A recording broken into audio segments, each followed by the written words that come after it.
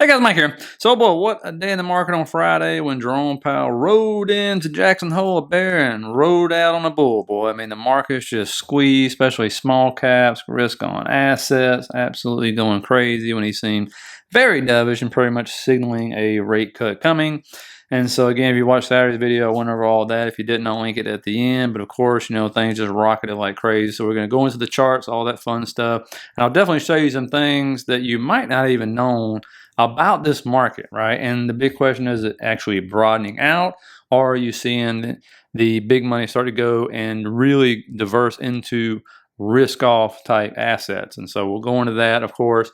And when you look at this right here, and I'm actually going to show you a video on somebody who did research on the bond market and is a good idea to invest in the bond market, why money's going into bonds and stuff like that. You might go, I don't know what you're talking about, but that's what you see happening lately. But somewhere else money's going is into the money market funds. I mean, look at that, 90 billion so far in August. And so money is just piling in, and you're starting to see people go into bonds and all this fun stuff as well.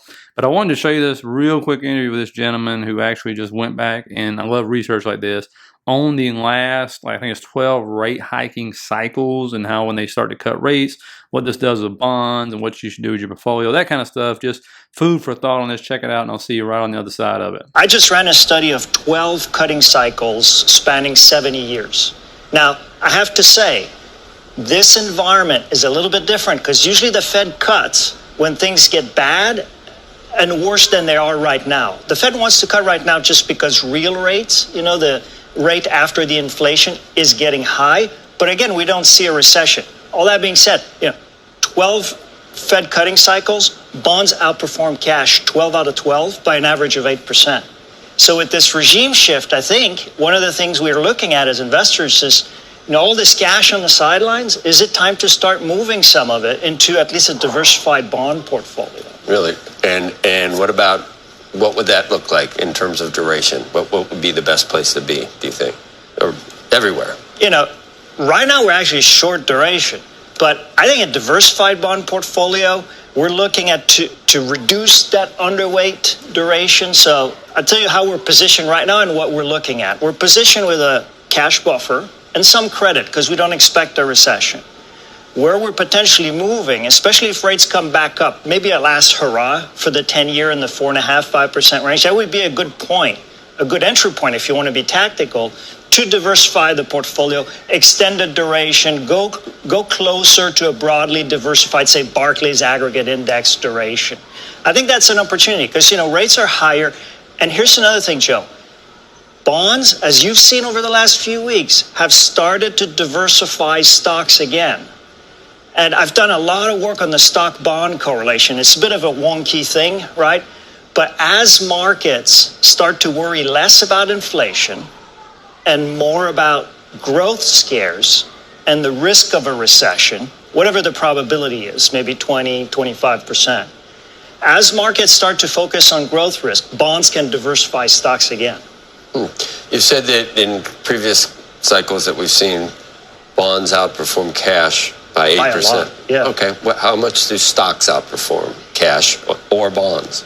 Yeah, so that's a great question. Like, the Fed usually starts cutting when things are pretty bad for the economy. So the equity risk premium, the amount by which stocks beat bonds, is quite compressed. It's down to 2.2% historically across these 12 cutting cycles.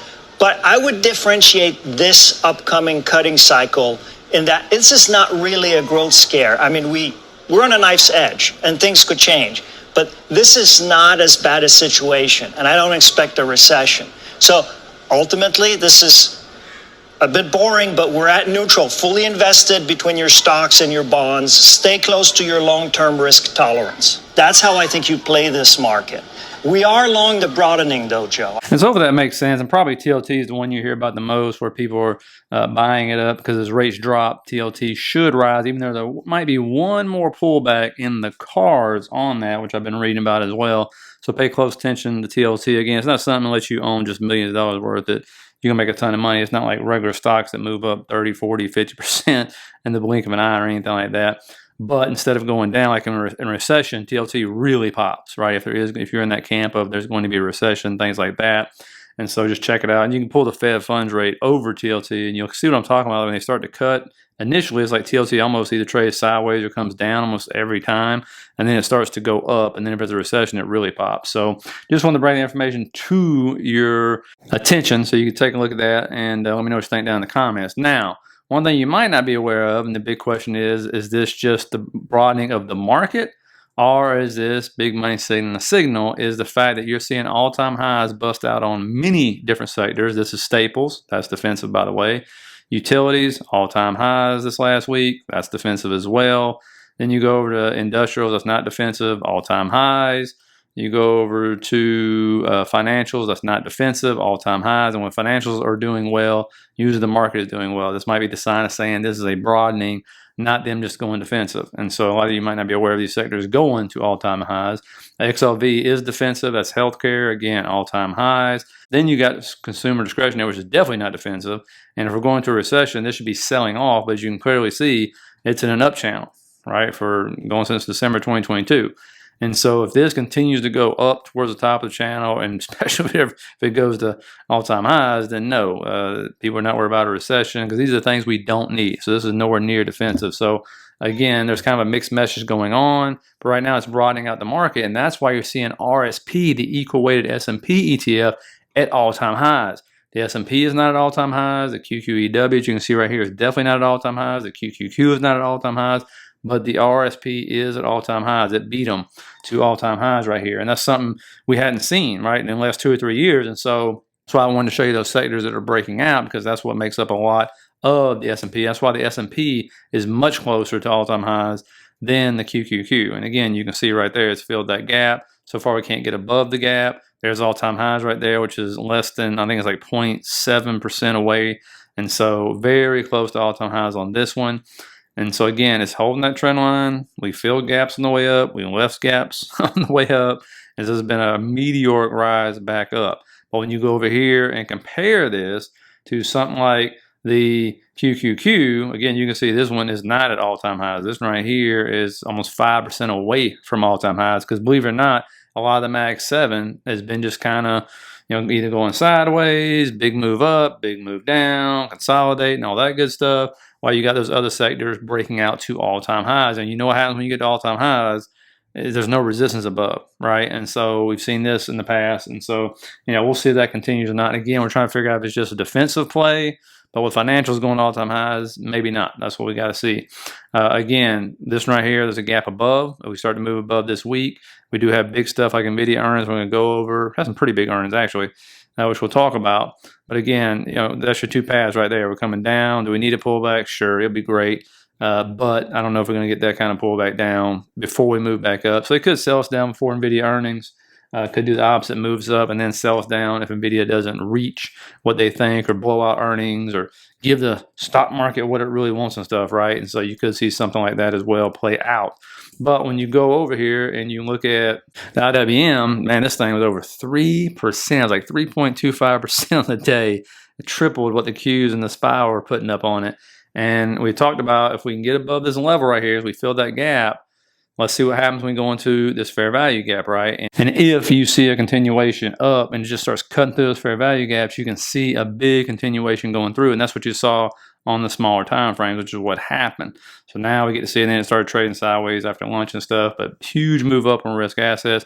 Trying to price in, there's definitely going to be rate cuts now, which, everybody thinks is good for small caps, which it is, not bad. I mean, because these companies have a lot of debt to try to refinance at lower rates. But again, we'll see how the market's going to accept this. But when we go back, you can see it hit resistance, right? So we're going to go way back over here. These lines we kept in place, that's resistance. That's where it's at now, where it's been rejected multiple times. So again, you get above that, all of a sudden you start putting 220, 224, 226 levels in play. But this has been a big move up, okay? And so we'll have to see how they're going to react next week. But when you come over here to the big boys like NVIDIA, right? Held the line, closed above the line. Again, what's it doing though? It's consolidating. What does it have? It has earnings. And why they didn't pay out last week, which I was glad somebody brought this to my attention, is because they had this 130 call wall in place. You can see that's why they never moves to 130. It was just sitting there, right? And so you kept getting rejected, and just holding and holding and holding. So, now we'll get to see what happens this week coming up. but you can clearly see, one, we are above the 50. This needs to turn up. We're above the 21 EMA, okay? That's turning up as well. And sometimes when you look at this, when that 21 comes across that 50, it can be pretty bullish. I want to see if these two cross or not. It's not something I usually pay close attention to, but since it really respects the 21 and the 50, that's what we need to see. But again, if they move this before earnings, I might actually be surprised. I think you will be too. But a lot of it's going to depend on the call flow, which I'll show to you, the options flow that is. And when you go over here and you look at Tesla, for example, this right here did what? Closed below that ascending trend line. Again, still closed above the 50, but this is another one. All right, had a 230 call wall in place. It just wouldn't let us go into 230 or go past it. So no surprise there. Again, these are really heavily correlated to the options market if you ain't seen it. But again, we held the ascending trend line up. Now we're just sitting here above this descending trend line. And so this could have a big explosive move. But the biggest thing is just watch the options market. And again, the reason why people are betting on this one, because they're saying, man, if we can just get above there and get in that volume gap, you can go to 235. Some people got 240 on that. But a lot of this is going to do what? It's going to depend on the options market. As you can see right here, what was the most bullish flow and how these two stocks move. When they have the most bullish flow, they're the biggest movers. They're up almost 5% on Friday. When they don't, oh well, right? It's just a nothing burger or it goes down. Unfortunately, that's just the way it is with these stocks.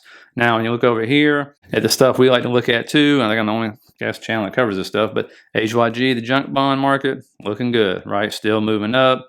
And so as long as this is going good, everything else is going good. When we come over here and you look at the bond market in general, again, this right here is your spreads. That right there is coming down. You can clearly see. You go over here, the volatility, still milking its way down. So when those are going down, the market's usually going to be going up or at least staying steady. And again, that's why I do like weird videos like this. I'm like, these 4 indicators can tell you a lot about the market, right?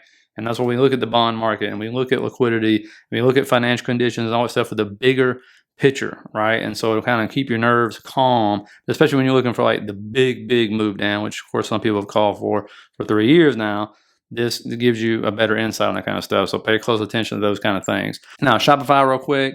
Again, next line you're looking at is a 200 weekly moving average. You can tell it's been rejected or resistance multiple times. That's going to set around between 79 and 80. It's a moving average, so it will kind of move. It is a weekly, so it won't move as much. But when you see it, we're sitting at that 0.79 fib. And so if you can break above that and that resistance area there, it's another 5% up. You can see what happens when it broke it last time. It just kept going rejection. Explosive move, okay, all the way to, I believe it was $90. And then there's Palantir, which you can clearly see is in an ascending channel up. And you can see it got rejected as soon as it hit the top of that channel. So we'll see on this one. We'll look for around 29.15 to 29.30, which is that line right there. Could get retested this week if we decide to move down. See that as support, and then we'll move back up to the top of that channel most likely. If that does break down, then obviously that brings the bottom of the channel in play again. Again, I think a lot of this has depended on the fact we're going into September. We're going to video earnings. So, a lot of this won't just depend on Palantir itself. So if the king of AI fails, most other AI stocks are going to get punished.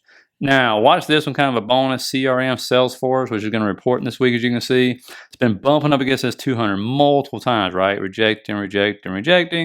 And so it's already closed that gap. So this might wait till earnings. And if it does, and earnings come in good, this is going to be an explosive move up, as you can see right here. Probably up in this gap right there, which is around like 280, I believe. So definitely keep this one on your watch list for a nice move up on the earnings right there. And again, that'll be a nice one. Or, of course, if it fails, then it gets slapped down by the 200. And that descending trend line right there, which would be around 260, might hold as support for you, which was resistance. Now, looking at earnings, got a boatload of them this week.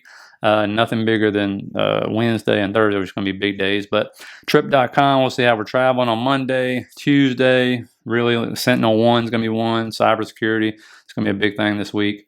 Then you go into Wednesday, you'll get a lot of retailers, right? Abercrombie and Fitch, Chewy, Li Auto, obviously EV, Kohl's, Foot Locker. Is that Bath and Body Works right there? And then the big boy NVIDIA, that's really the only one that matters. But you will have CrowdStrike, Salesforce, Affirm, Okta. Keep those in place because CrowdStrike's moved up a lot since selling off. 5 and below, and then the next day is Best Buy, Dollar General, looks like American Eagle, Ollie's, Campbell Soups, Burlington, Birkenstocks, 1-800 Flowers. Then you get Dell, Lululemon, which is maybe finally found a bottom. Ulta, which of course we know Berkshire Hathaway bought recently. Marvel, Gap Incorporated, Autodesk, MongoDB. Friday, don't worry about anything. And then when it comes to economic data, not anywhere near as heavy as last week. But again, Monday you'll have durable goods, which people pay attention to, not red folder. Tuesday, CB consumer confidence, that comes out after the market opens. Richmond Fed manufacturing index, which looks like garbage for 3 years now. Crude oil inventories on Wednesday, more FOMC speakers. Thursday, you'll have GDP, which people will be paying close attention to, and unemployment claims. And then you'll end up with, looks like pending home sales month over month. We had a good home sales report coming out last Friday. And then on Friday, of course, you'll have core PCE, personal income, personal spending, Chicago PMI, revised consumer sentiment, and inflation expectations. So again, another loaded week. Really, it's all about NVIDIA earnings for sure, no doubt about that. And to see if they're going to take us to all-time highs on the S&P right there. So again, hope you got something out of it. Please hit that like, subscribe button if you did. Feel free to sign up for the membership down there, Less Than a McDonald's combo, and you can see everything you get. Appreciate everybody who signed up for that. Let me know if I can do anything for you if I'm not already. And I'll end up seeing you guys tomorrow. So have a good one, guys.